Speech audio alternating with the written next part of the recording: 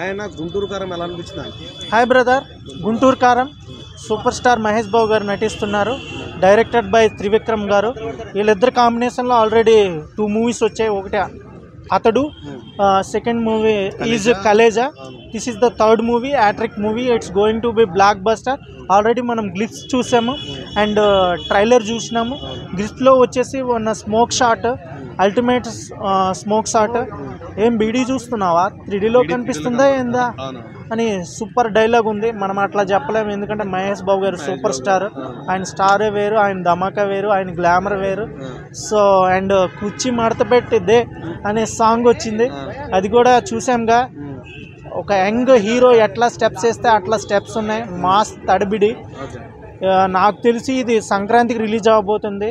Theatres దద్దరిల్తాయని నేను అనుకుంటున్నా. శ్రీలీల గారు, మహేష్ బాబు గారు పేరు ఎలా అనిపిస్తుంది? సూపర్ అన్న. ఇద్దరు క్యూట్గా, స్మార్ట్గా 20-25 ఇయర్స్ పెయిర్లా ఉంది.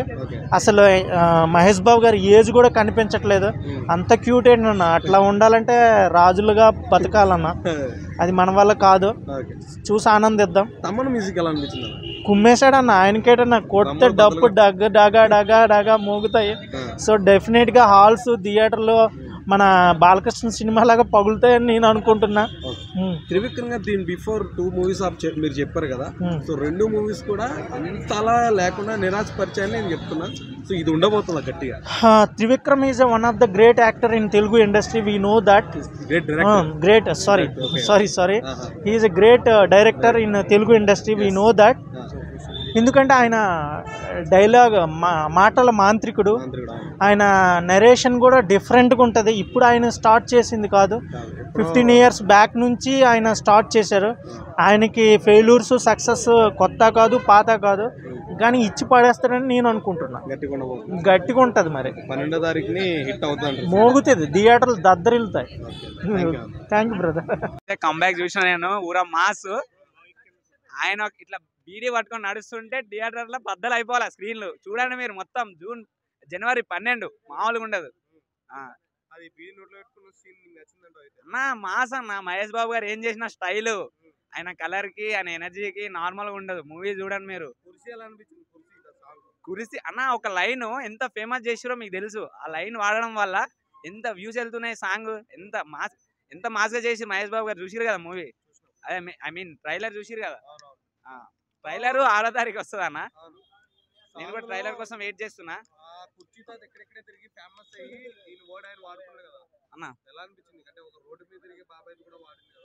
అన్న.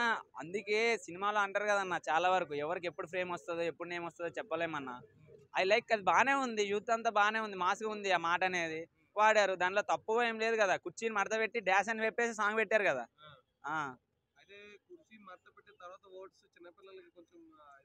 కుర్చీని మడత పెట్టి అన్న తర్వాత స్పేస్ ఇచ్చేసారు కదన్న, బీఫ్ వేసేసారు కదా. మీరు అందరు చూసారు కదా.